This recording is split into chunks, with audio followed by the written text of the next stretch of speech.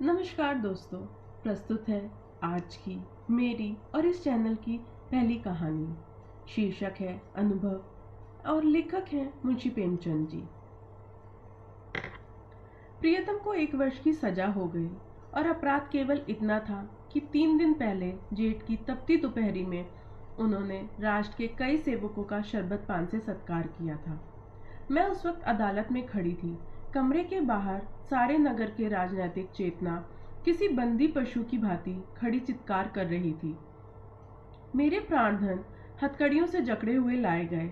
चारों ओर सन्नाटा छा गया। मेरे भीतर हाहाकार मचा हुआ था, मानो प्राण पिघला जा रहे हों। आवेश की लहरें सियट उठकर समस्त शरीर को रोमांचित किए देती थी। ओह, इतना गर्व मुझे कभी नहीं हुआ था। वह अदालत, कुर्सी पर बैठा हुआ अंग्रेज अफसर, लाल जरीदार पगड़ियां बांधे हुए पुलिस के कर्मचारी, सब मेरी आंखों में तुझ जान पड़ते थे।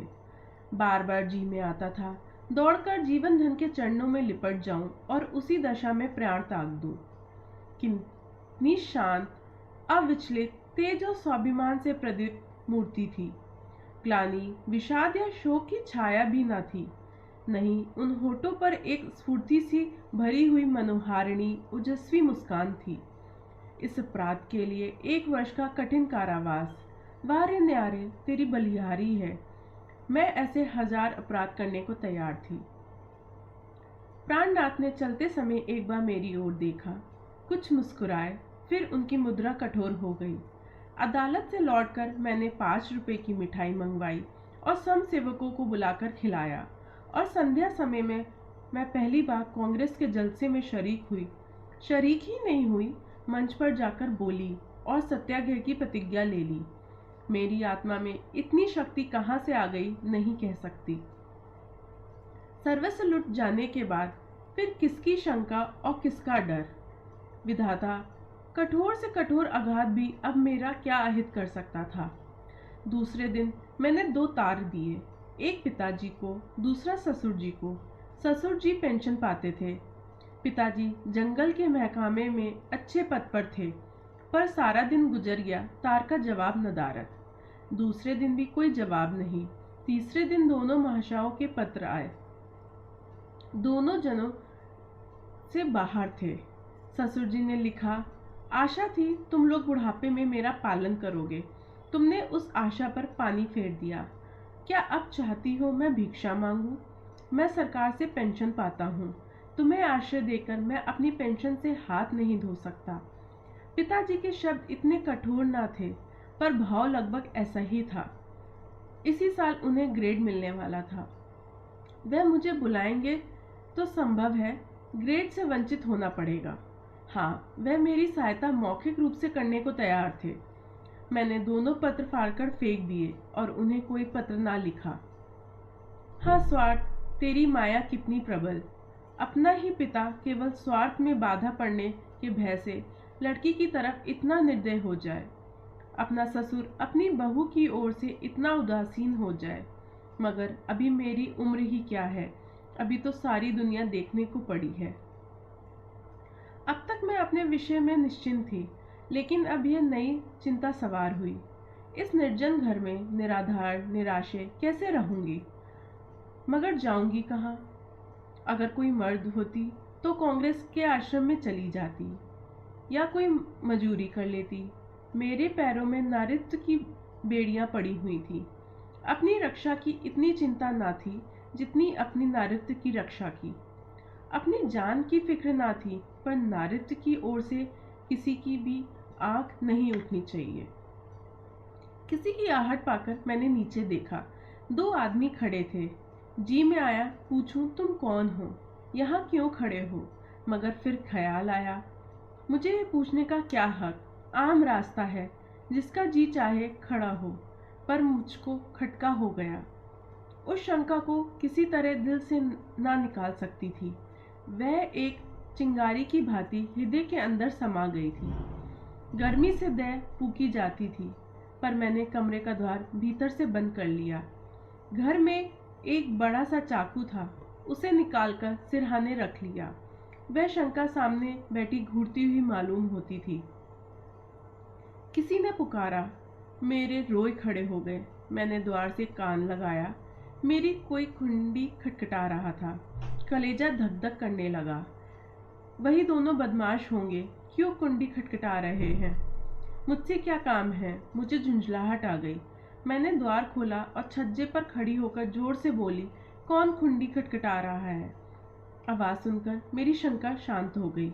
कितना ढाढ़स हो गया। ये बाबू ज्ञानचंद थे। मेरे पति के मित्रों में इनसे ज्यादा सज्जन दूसरा नहीं है। मैंने नीचे जाकर द्वार खोल दिया। देखा तो एक स्त्री भी थी। वह मिसेस ज्ञानचंद थी। ये मुझसे बड़ी थी। पहल मेरे घर आई थी। मैंने उनके चरण स्पर्श किए। हमारे वहाँ मित्रता मर्दों तक ही रहती है, औरतों तक नहीं जाने पाती। दोनों जने ऊपर आए। ज्ञान बाबू के स्कूल में मास्टर हैं, बड़े ही उदार, विद्वान, निष्कपट। पर आज मुझे मालूम हुआ कि उनकी पथ प्रदर्शिका उनकी स्त्री है। वह दोहरे बदन की प्रतिभाशाली महिला थी। चेहरे पर ऐसा रौब था मानो कोई रानी है। सिर से पांव तक गहनों से लदी हुई। मुख सुंदर ना होने पर भी आकर्षक था। शायद मैं उन्हें कहीं और देखती तो मुंह फेर लेती। घर की सजीव प्रतिमा थी। वह बाहर जितनी कठोर, भीतर उतनी ही दयालु। घर कोई पत्र लिखा? ये प्रश्न उन्होंने कुछ हिचकिचाते हुए कहा। मैंने कहा, हाँ लिखा था। कोई लेने आ रहा है? जी नहीं, ना पिताजी अपने पास रखना चाहते हैं ना ससुर जी। तो फिर क्या? अभी तो यहीं पड़ी हूँ। तो मेरे घर क्यों नहीं चलती? अकेले तो इस घर में ना रहने दूंगी। खूफियों के दो आदमी इस वक्त भी डटे हुए हैं। मैं पहले ही समझ गई थी, दोनों खूफियों के आदमी होंगे। ज्ञान बाबू ने पत्नी की ओर देखकर मानो उसकी आज्ञा से कहा, तो मैं जाकर तांगा लाऊं? देवी जी ने इस तरह देखा मानो कह रही हूं, क्या अभी भी तुम यहीं खड़े हो? मास्टर साहब चुपके से द्वार की ओर चले। ठहरो, देवी जी बोली। के तांगा लाओगे? के मास्टर साहब खड़बड़ा गए। हाँ के एक तांगा पर 3 सवारियां ही बैठेंगी। संदूक और बिछावन, बर्तन भांडे क्या मेरे सिर पर जाएंगे? तो 2 लेता आऊंगा। मास्टर साहब डरते डरते बोले। एक तांगे में कितना सामान भर दोगे? तो 3 लेता आऊं। अरे तो जाओगे भी? जरा सी बात के लिए घंटा भर लगा दिया। मैं कुछ कहने ना पाई थी कि ज्ञान बाबू चल दिए। मैंने सकुचाते हुए कहा, बहन तुम्हें मेरे जाने से कष्ट होगा। और देवी जी ने तीक्ष्ण स्वर में कहा, हाँ होगा तो अवश्य। तुम दोनों जून में 2-3 पाव भर आटा खाओगे, कमरे के कोने में अड्डा जमा लोगी, सिर के आने का तेल डालोगी। ये क्या थोड़ा कष्ट है? मैंने झपकते हुए कहा, आप तो बना रही हैं। देवी जी ने सद्य भाव से मेरा कंधा पकड़कर कहा, जब तुम्हारे बाबूजी लौट आवे तो मुझे भी अपने घर में मेहमान रख लेना। मेरा घाटा पूरा हो जाएगा। अब तो राजी हुई। चलो असबाब बांधो, खाट वाट कल मंगवा लेंगे। मैंने ऐसी सद्य, उदार, मीठी बातें करने वाली स्त्री नहीं देखी। मैं उनकी छोटी बहन होती तो भी शायद इससे अच्छी तरह ना रखती। चिंता या क्रोध को तो जैसे उन्होंने जीत लिया। सदैव उनके मुख पर मधुर विनोद खेला करता था। कोई लड़का बाला ना था, पर मैंने उन्हें कभी दुखी नहीं देखा। ऊपर के काम के लिए लौंडा रख लिया था, भीतर का सारा काम खुद करती। इतना कम खाकर और इतनी मेहनत करके वह कैसे इतनी हष्ट-पुष्ट थी, मैं नहीं कह सकती। विश्राम तो जैसे उनके भाग्य में ही नहीं लिखा था। जेठ की दोपहरी में भी ना लेटती थी। हाँ, मुझे कुछ ना करने देती। उस पर जब देखो कुछ खिलाने को सिर पर सवार। मुझे यहाँ बस ये एक तकलीफ थी। मगर 8 दिन गुजर गए थे। एक दिन मैंने उन्हीं दोनों की खूफियों को नीचे बैठा देखा। मेरा मन ठनका। ये अभागे यहाँ भी मेरे पीछे पड़े हैं। मैंने तुरंत बहन जी से कहा, वह दोनों बदमाश यहाँ भी मंडरा रहे हैं। उन्होंने हिराकत से कहा, कुत्ते हैं, फिरने दो। मैं चिंतित होकर बोली, कोई स्वांग ना खड़ा करे। उसकी बेपरवाही से बोली, भूखने के सिवा और क्या कर सकते हैं? मैंने कहा, काट भी तो सकते हैं। हंसकर बोली, इसके डर से कोई भाग तो नहीं जाता ना। मगर मेरी दाल में मक्खी पड़ गई। बार बार छज्जे पर जाकर उन्हें टहलते देख आती। यह सब मेरे पीछे पड़े हुए हैं। आखिर मैं नौकरशाही का क्या बिगाड़ सकती हूँ?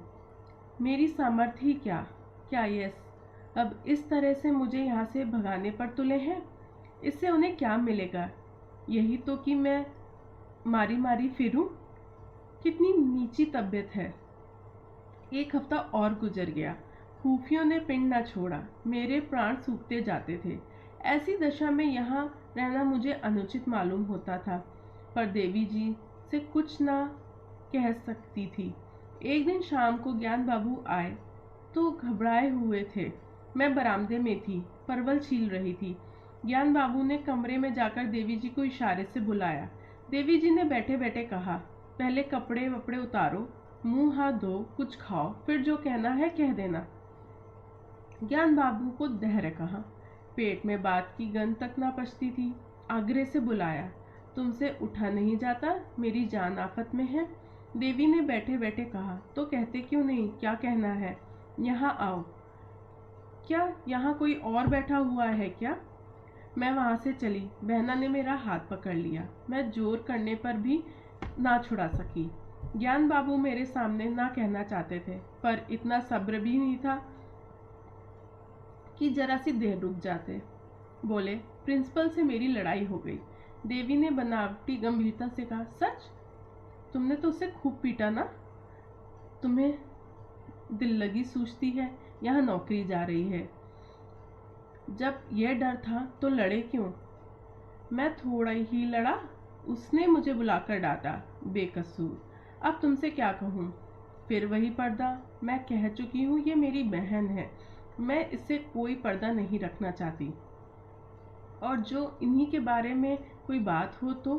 देवी जी ने जैसे पहले ही बूझकर कहा, अच्छा समझ गई, कुछ खुफियों का झगड़ा होगा, पुलिस ने तुम्हारे प्रिंसिपल से शिकायत की होगी। ज्ञान बाबू ने इतनी आसानी से अपनी पहेली को बुझ जाना स्वीकार ना किया। बोले, पुलिस ने प्रिंसिपल से नहीं, हकीम जिले से कहा है। उसने प्रिंसिपल को बुलाकर मुझे जवाब तलब करने का हुक्म दिया। देवी ने अंदाज से कहा, समझ गई, प्रिंसिपल ने तुमसे कहा होगा कि उस स्त्री को घर से निकाल दो। हाँ, यही समझ लो। तो तुमने क्या जवाब दिया? अभी कोई जवाब नहीं दिया। वहाँ खड़े खड़े क्या कहता?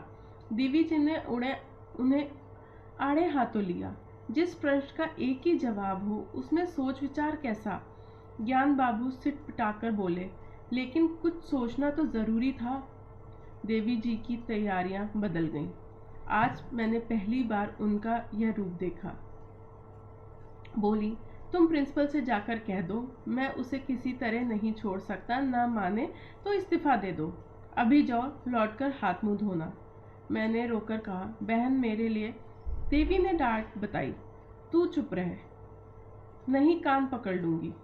तू क्या बीच में कूदती है? रहेंगे तो साथ रहेंगे, मरेंगे तो साथ मरेंगे। इस मुर्दे को मैं क्या कहूँ? आधी उम्र बीत गई और बात करना ना आया। पति से खड़े सोच क्या रहे हो? तुम्हें डर लगता हो तो मैं जाकर कह आऊं? ज्ञान बाबू ने खिसियाहट कहा, तो कल कह दूंगा, इस वक्त कहाँ कोई होगा, कौन जाने। रात भर मुझे नींद नहीं आई। बाप और ससुर जिसका मुंह नहीं देखना चाहते, उसका ये आदर रहा कि भिखारिन का ये सम्मान। देवी तू सचमुच देवी है। दूसरे दिन ज्ञान बाबू चले तो देवी ने फिर कहा, फैसला करके घर आना, यह ना हो कि फिर सोचकर जवाब देने की जरूरत पड़े। ज्ञान बाबू के चले जाने के बाद मैंने कहा, तुम मेरे साथ बड़ा अन्याय कर रही हो बहन जी। मैं ये कभी नहीं देख सकती कि मेरे कारण तुम्हें विपत्ति झेलनी पड़े। देवी ने हास्य भाव से कहा, कह चुकी या कुछ और कहना है? कह चुकी, मगर अभी बहुत कुछ कहूँगी। अच्छा बता, तेरे प्रियतम क्यों जेल गए? इसलिए तो कि स्वयं सेवकों का सत्कार किया। स्वयं सेवक कौन है? ये हमारी सेना के वीर हैं जो हमारी लड़ाइयाँ लड़ रहे हैं। स्वयं सेवकों के भी तो बाल बच्चे होंगे, माँ बाप होंगे, वह भी तो कोई कारोबार करते होंगे। पर देश की लड़ाई लड़ने के लिए उन्होंने सब कुछ त्याग दिया। ऐसे वीरों का सत्कार करने के लिए जो आदमी जेल में डाल दिए जाएं, उसकी स्त्री को दर्शनों से भी आत्म पवित्र होती हैं। मैं तुम पर यह एहसान नहीं कर रही हूँ, तू मुझ पर एहसान कर रही है। मैं इस दया सागर में डुबकियां खाने लगी। बोलती क्या। शाम को जब ज्ञान बाबू लौटे तो उनके मुख पर विजय का आनंद था। देवी ने पूछा, हार की जीत? ज्ञान बाबू ने अकड़ कर कहा, जीत। मैंने इस्तीफा दे दिया तो चक्कर में आ गया। उसी वक्त हकीम जिले के पास गया। वहां न जाने मोटर पर बैठकर दोनों ने क्या बात की। लौट कर मुझसे बोला, आप पॉलिटेक्निक जलसों में तो नहीं जाते? मैंने कहा, कभी भूल कर भी नहीं। कांग्रेस के मेंबर तो नहीं? मैंने कहा, मेंबर क्या, मेंबर का दोस्त भी नहीं। कांग्रेस फंड में चंदा तो नहीं देते? मैंने कहा, कानी कौड़ी भी कभी नहीं देता। तो हमें आपसे कुछ नहीं कहना, मैं आपका इस्तीफा वापस करता हूँ। देवी जी ने मुझे गले लगा लिया। धन्यवाद दोस्तों।